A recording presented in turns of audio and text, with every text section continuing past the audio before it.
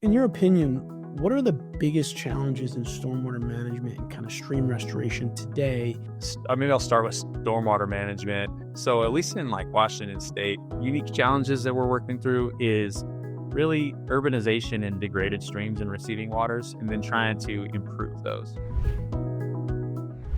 Effective stormwater management is a cornerstone of sustainable urban planning, influencing everything from environmental health to public safety and urban resilience. As cities face mounting challenges from stormwater runoff, the need for innovative and sustainable solutions has never been more pressing than it is today. In this episode, I'll be speaking with Craig Buitrago. Craig is a licensed professional engineer and senior consultant at Parametrix. He's going to talk about the latest advancements in stormwater management, from cutting-edge green infrastructure to advanced drainage systems, uncovering how these approaches are shaping a more resilient and sustainable future for our communities. I'm your host, Anthony Fasano, and this is the Civil Engineering Podcast. Now, before we get started, here's a quick word from our sponsor for this episode, Parametrix. Parametrix helps their clients imagine what's possible. Whether it's resilient infrastructure, livable communities, or habitat restoration, they partner with clients to create vibrant, sustainable communities and restore the health of the planet for generations to come. As a 100% employee-owned company, their people have a vested interest in strong performance and exceptional client service. Interested in becoming an employee owner at Parametrix? Learn more at www.parametrix.com. Let's create tomorrow together.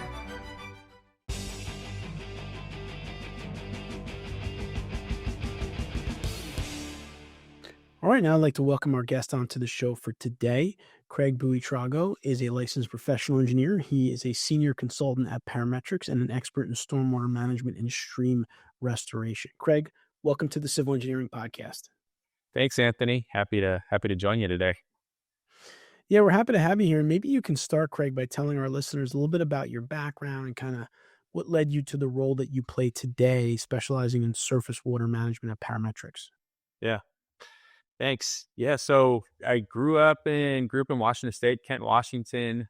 So it's a little suburb in Puget Sound, south of Seattle. And just being outdoors in the North Pacific Northwest, I really enjoyed just kind of being outdoors, trumping around in streams, doing some fishing and hiking and stuff like that, as well as playing sports. My dad was an engineer. He's from Venezuela, and he came to the United States to be a petroleum engineer.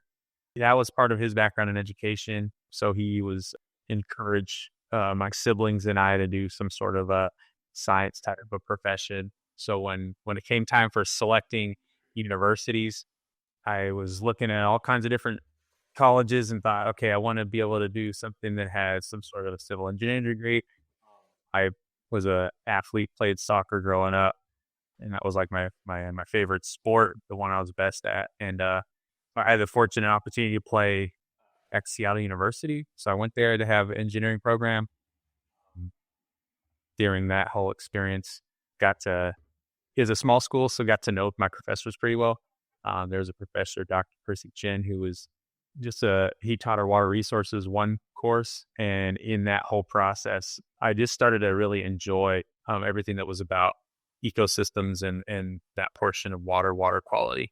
And yeah, so then when I had opportunity to get my first internship and job with Parametrix right out of school, the type of work that was available and that I was hoping to work on was something related to water. They had a surface water stormwater practice that I didn't really know that was its own specialty, but in starting to get to know or starting my first work experience in that, it was a cool experience as far as understanding that stormwater is a utility. And that, at least in Washington State, so it's operated as a utility. I guess it was kind of 2006, 2007 when I really started kind of coming into consulting. And so in Washington State, Department of Ecology had kind of just issued their first stormwater management manual in 2005. And so stormwater regulations and doing planning for projects and making sure we're doing some sort of, BMPs to treat stormwater from roadway runoff and municipal infrastructure types of projects was, that's those types of regulations were already in place, and I was kind of just learning all these things, and it was really fascinating to me as far as trying to treat pollutants before it goes into the receiving waters that I like to play in. And so Right. that started out my career, and really started to really enjoy it. And then being a junior engineer at a company, you get to be able to have experiences doing lots of different projects. Yeah, so the group I was in, we called ourselves a surface water group because we did all things stormwater as well as like streams and hydraulics, open channel hydraulics and stuff. And so just got to dabble in smattering of stormwater treatment projects, planning level projects, and then little bits of going on doing field work where we're doing stormwater sampling to do characterization about basins and what type of pollutants are in the runoff, as well as getting called out for midnight construction stormwater sampling because it would rain and you got to go out in the middle of the night to Yeah. do stormwater sampling at construction sites, doing all that kind of stuff, writing up reports, and then dabbling in some stream design stuff. Really didn't do a whole lot of the stream designing myself, but as a junior engineer, but just like simple calculations, going out, being the second person on a field crew, getting to learn and understand geomorphology from all that scientists that we had in our group. So it was pretty cool.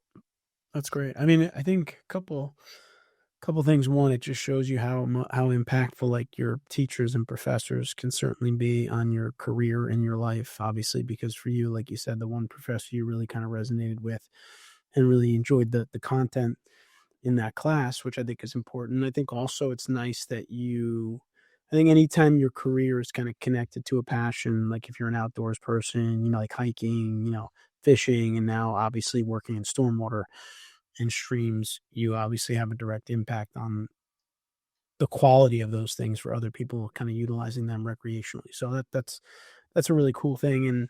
And obviously at EMI we do a lot of work with Parametrix, and we know that Parametrix is a great organization that does, multidiscipline services. So I'm sure you get to interact with a lot of different disciplines and departments, which is probably, makes for kind of an exciting journey there from a project to project standpoint. But Craig, what in your opinion, what are the biggest challenges in stormwater management and kind of stream restoration today? And maybe you could talk about how we can use some innovative approaches to address them, maybe things that people weren't familiar with in the past. Sure. So maybe I'll start with stormwater management. So at least in like Washington State, some of the stuff that they were kind of working through, and most of the work I do is with municipalities and like public infrastructure types of projects. So the types of unique challenges that we're working through is really urbanization and degraded streams and receiving waters, and then trying to improve those. And so I think our communities have always been trying to, we know of the poor water quality in like Puget Sound and in like the lower Duwamish River, which is one of the main receiving waters, or the main waters that goes into the southern tip of Puget Sound and Seattle area. So stormwater planning for, stormwater comprehensive planning is a big thing, like watershed planning within counties and cities. The State Department of Ecology in Washington is requiring all different municipalities that are part of the NPDES phase 1 and phase 2, those permittees, to do stormwater planning and like watershed basin planning to try to identify impaired water bodies the receiving waters within their jurisdiction, and then try to target projects to provide retrofit and improvements. And the main thing that they're focusing on there is, if there's opportunity to implement flow control or infiltration type facilities for stormwater runoff, rather than just everything being collected and going into conveyance ways and then discharging directly into the water receiving systems. There's ways to try to retrofit those to recharge the groundwater, recharge kind of like that inner flow section of the whole water column. Then that can improve receiving waters, as well as doing implementing runoff treatment types of facilities like stormwater BMPs that remove the the suspended solids, and then also can remove things like dissolved metals and that type of stuff. And for those listening that maybe aren't familiar, just want to clarify. So BMPs mean stormwater best management Right. practices. Yeah. So I would think, and I did stormwater a long time ago when I was practicing as a civil engineer, and I know, you're always designing for a certain level of storm, right? 100-year storm, whatever the case may be. I feel like lately there's been a lot of 100-year storms in the country. So Right. I'm Right. just wondering, like, from a design perspective, in terms of climate change and precipitation amounts, how is that factored in? Like, have you seen anything? Or are they changing manuals and guides? What's happening with that? Yeah, that's a great question. Yeah, so lots of design manuals and guidelines are changing or adjusting. I think back when I first started out, I think that the all the different rating curves in Washington were really looking at like a 25. So a new stormwater system would be evaluated at what they were considered like a 25-year, meaning recurrence interval. I guess, calling it a 25-year storm, a 100-year storm. I think a lot of times because of the frequency of how the climate change is modifying or change influencing the frequency at which we get some of these larger storm events. I know that there's definitely in the folks in the circles that I'm kind of communicating with emphasis of trying to let's talk about the mean recurrence interval, or like changing Right, and not talking about this is a 10-year storm or a 100-year right, storm, because right, it's like it's going to happen more frequently. And again, it's just right. like the percent chance that some sort of a precipitation or event is going to occur. So first of it's, I guess, a little bit of like nomenclature, the way we're discussing some of the things, as far as trying to share that information with the general public so that they have an understanding of what's going on and that it's, precipitation probabilities. But then there's the design manuals that are, I've seen a lot of different places, many of the local jurisdictions in Washington, changing the design storm to be something that would be thought of like as the 100 year. So rather than having like a 25-year design storm or recurrence interval being like, this is what you want to size your conveyance system to do. And then they're changing it to like the 100 year as like a good starting point, and then still considering, maybe going and looking like a climate change or climate adaptation tool. University of Washington and some of the other education institutions, Washington State University, are working on those type of climate adaptation tools to try to give some input for like, potential percent increases that can be applied, like safety factors, basically, to be applied to the design storm flows that we might generally put together. So all that stuff is Yeah. being taken into account right now.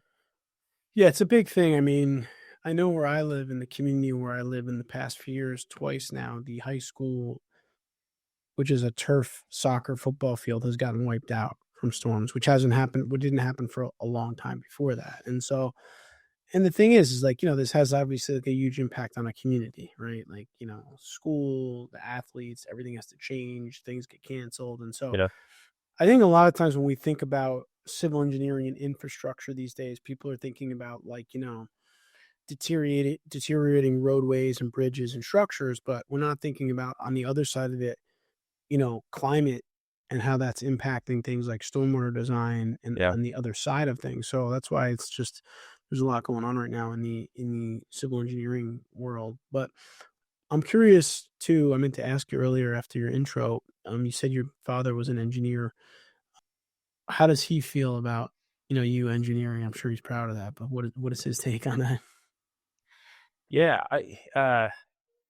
I'm in different type of an engineering field than he was, and so he's just happy and proud that I'm able to be doing the type of work that I enjoy, and then being able to do projects and design and planning type of projects that really improve the communities and the areas that we're in. I think it's interesting.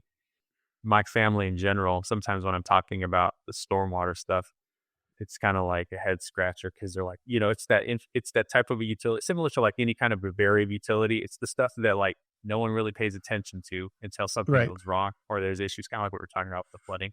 It's like stormwater, everything is great as long as roadways aren't flooding, people aren't wiping out.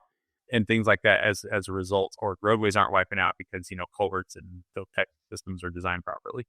And so, we're not designing the roundabouts or the cool things that people get to see, or like the big, like, Right. railways or elevated interchanges or something. We're not doing those types of things. So we're just everything that's like, the behind the scenes, underground, buried, just making sure that that the traveling public can get to where their destination safely.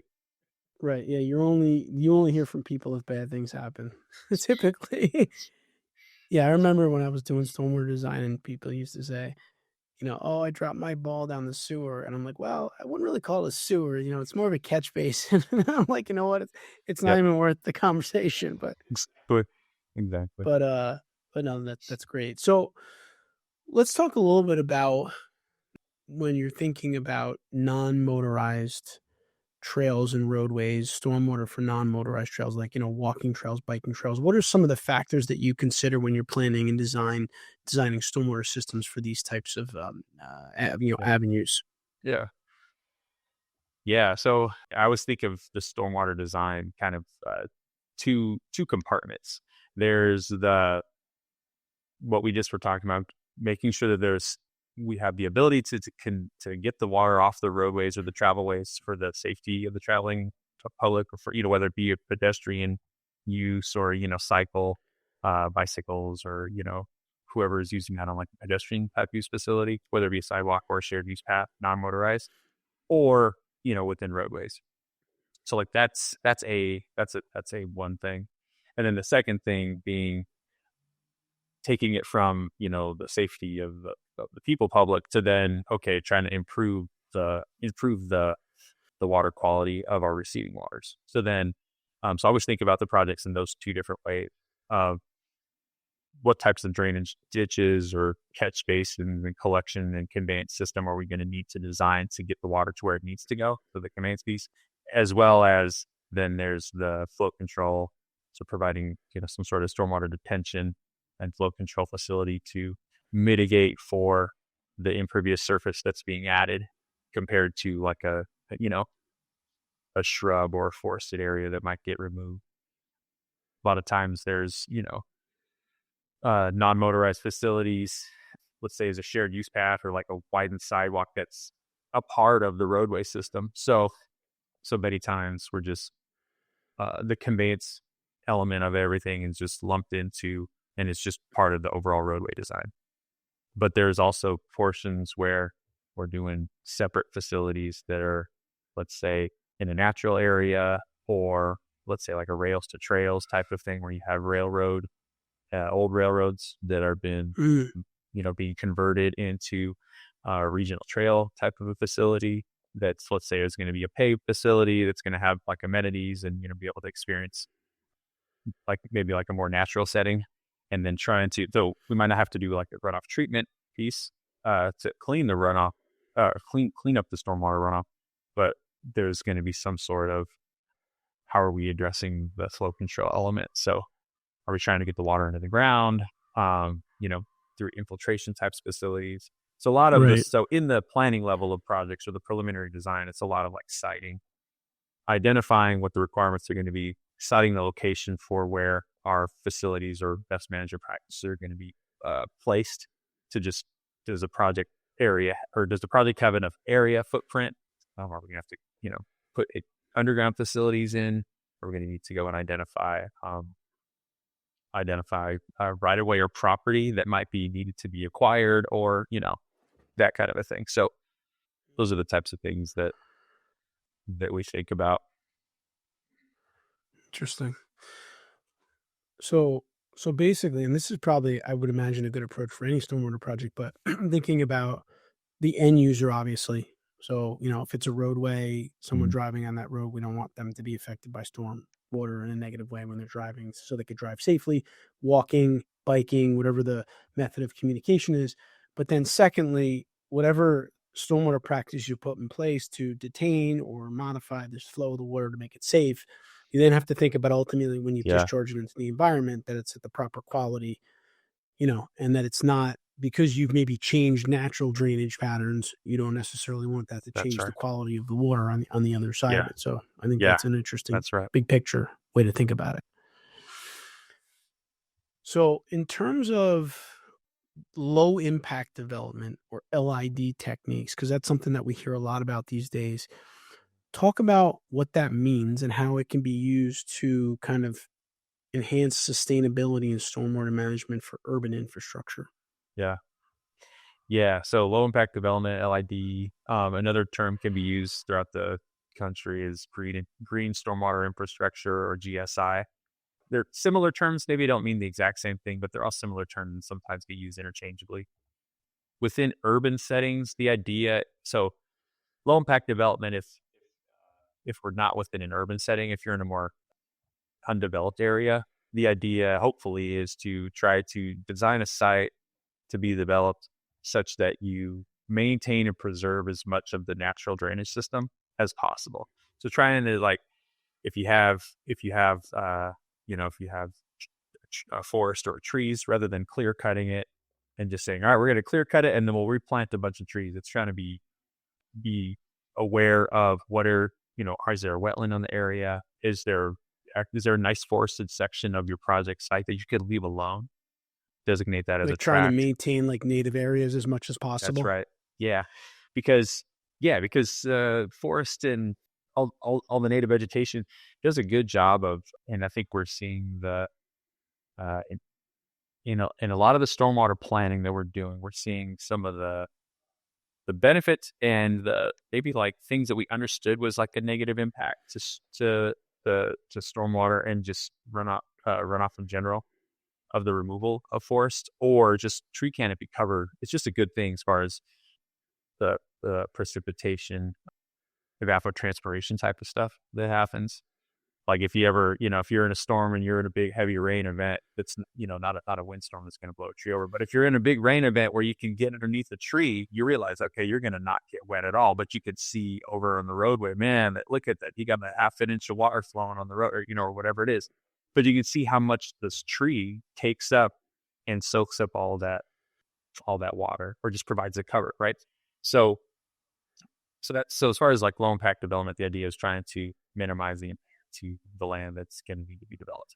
For the green stormwater infrastructure and urbanized settings, are kind of like trying to identify areas where you can retrofit or try to implement drainage practices that would mimic what a natural setting would be. So we can't necessarily, well, including things like street trees can help, to try to provide some sort of canopy, but then that introduces, there are other challenges that can be introduced with that, right? So how, that tree's not going to be able to have its canopy go and cover the roadway. There might be just some maintenance hazard issues, but things that can try to be implemented are evaluating what the underlying soils of your sidewalks, or maybe not the roadway itself, maybe the roadway itself though, what can be done to retrofit those types of things to try to get water to infiltrate into the ground, to try to recharge the groundwater, or like that shallow groundwater layer.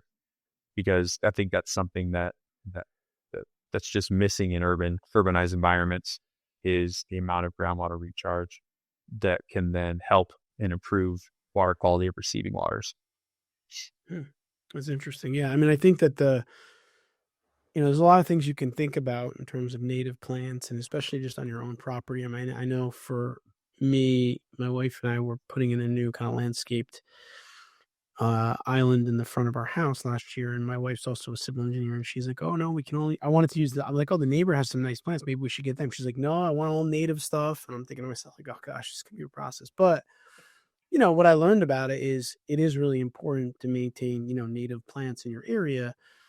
And I guess the kind of analogy that I can give you is, if I live in New York and I go and buy an Alaskan Husky, and they're not meant to be in New York, right? It's not as cold as Alaska, or, they're not built for that. So like these native plants they're from New Jersey, right? They're here in New Jersey where we live, and they're used to the terrain, they're used to the temperatures, and it's good for the environment, as opposed to like a species that might be more invasive that's not from here, which may not have as many benefits. So Yeah. I think some of this stuff you can really make an impact in your own footprint, your own property, If we think through it, especially as civil engineers, I think it's important for us to kind of think through things like that, but it definitely can have an impact. And I want to, just a minute here, we're going to go into our career segment with Craig. But Craig, before we do that, just maybe you can give us any last thoughts that you would have on just the changing, just like the current atmosphere of stormwater that you're experiencing, and like some of the things that you think are going to be really big changes that we're going to need to pay attention here in the coming years based on your experience.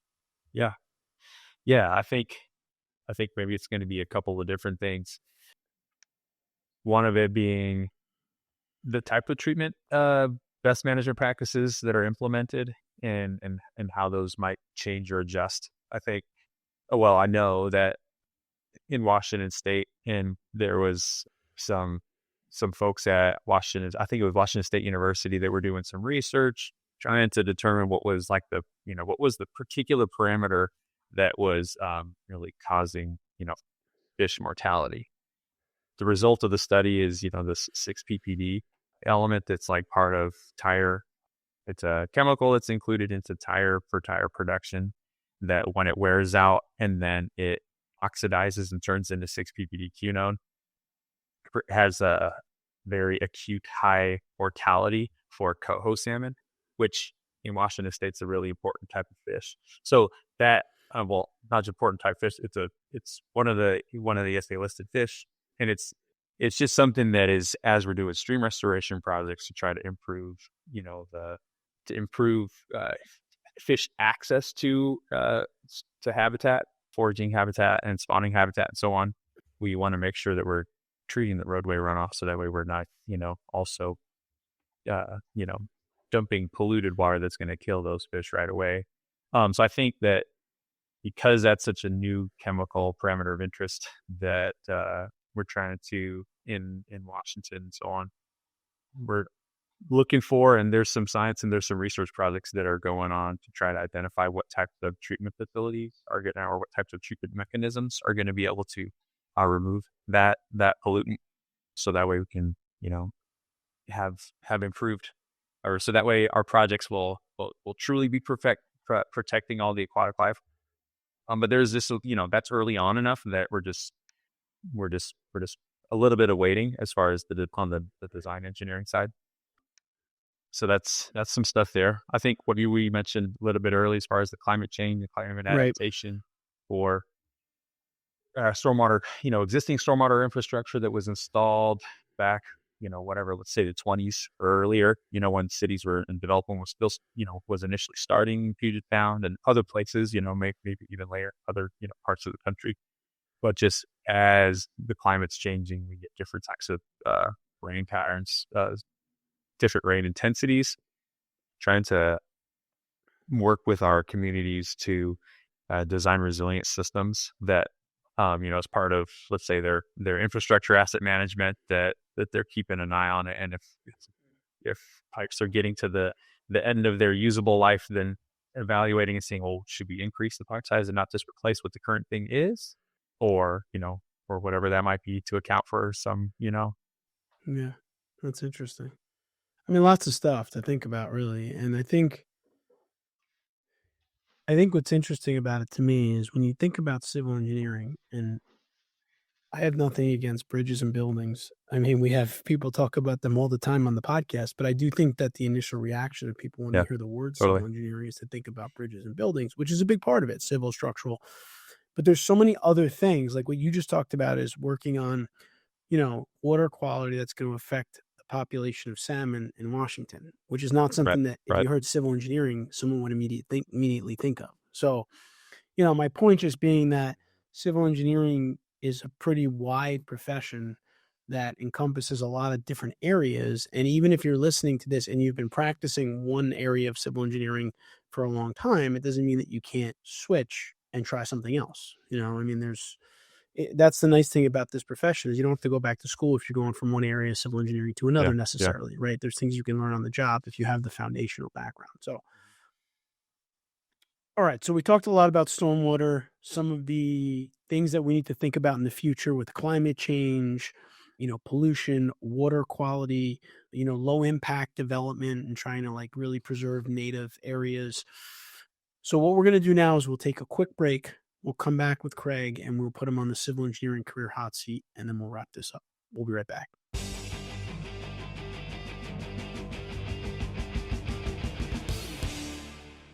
All right, we're back with Craig Buitrago. Craig is a licensed professional engineer, senior consultant at Parametrix. We talked a lot about stormwater today, but now, Craig, we're going to wrap up with our civil engineering career hot seat. You ready? Yeah, let's do it. All right. So, Craig, do you have any specific rituals that you practice every day, whether it's a morning routine or a lunchtime routine, or just anything that you do consistently on a daily basis that has contributed to your success? Yes. So my morning routine is pretty pivotal to making sure my days start out right. And so what I do in the mornings is when I get up, I kind of go through a morning prayer routine and then a morning exercises, like fitness exercises. Sometimes I don't always have all the time, just based upon when I have to get the kids to school, if it's got to be early or something. But I realize that those two things help kind of clarify my mind, put me in the right mindset to be able to be effective for my role at my work as an engineer and consultant, as well as then with my family. And when those two things are going and moving well, then I'm most effective. So That's great. No, I have a routine as well. I think it is important. And if it's like, even if you have a busy day, you try to do part of it or you try to get back to it the next day, but it yeah. can get definitely like kind of keep you grounded and keep you focused, which is great. Yeah. So has there been a book or an author or a course or anything related to your personal or professional development that you've gone through or experienced or engaged with that has kind of stuck with you in your career and that has helped you? Yeah, I think so. As far as like gaining engineering skills, there's just been lots of just general trainings and kind of mentorship from coworkers.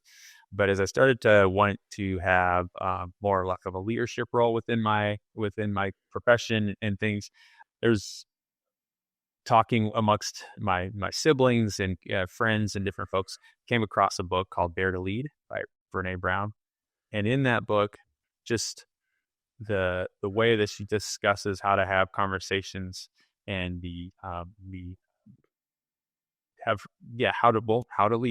to lead different people that are whether they be a junior staff to you, whether they be your peer, or whether they be someone who is like a senior or superior to you.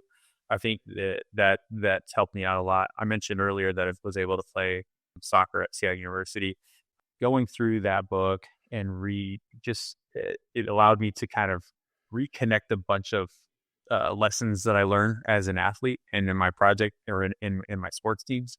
We won a national championship while we were there at Seattle U, and for whatever reason, reading that book allowed me to link back a bunch of different lessons learned from some of the senior assistant coaches who were just like there to be able to provide us guidance. And it was like, oh yeah, this is how we communicate with people when we're having a hard time. Oh yeah, this is how, and just kind of, it just was a good refresher. So I read that book probably about, I don't know, 3 years ago. And that just, I don't know, it just was a good reset for me for how to be able to communicate effectively with my clients, project teams, and then be able to lead projects well.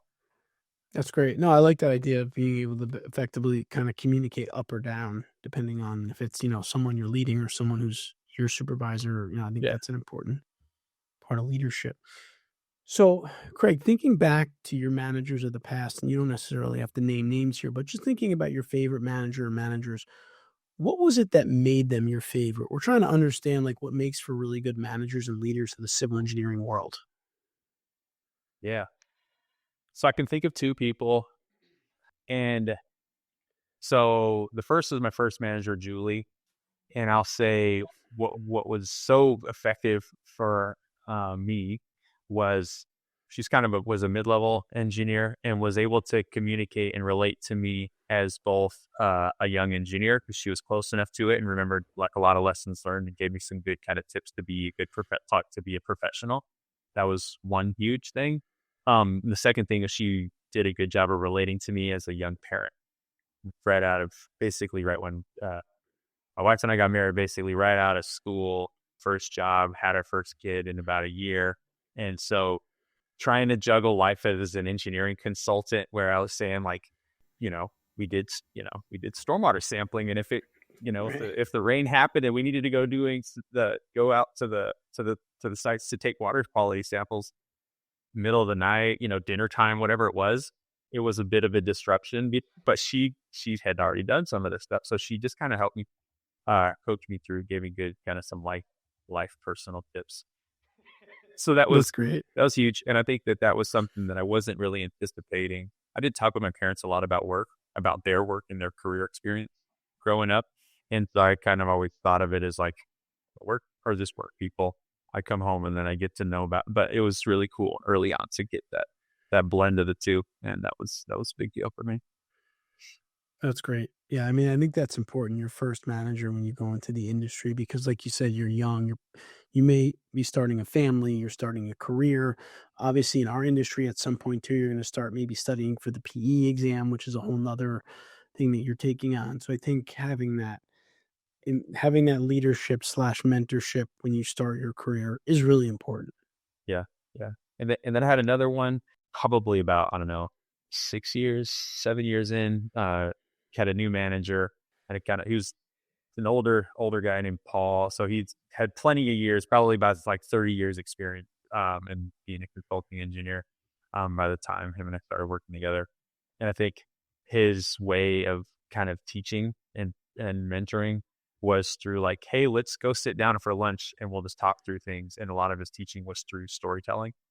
And hey, let me tell you about, I'd have a question about a particular thing I'm going through. And sometimes it was be like, okay, let me help you work through it. But a lot of times it was like, let me tell you the story, and then kind of go and find your way through your project.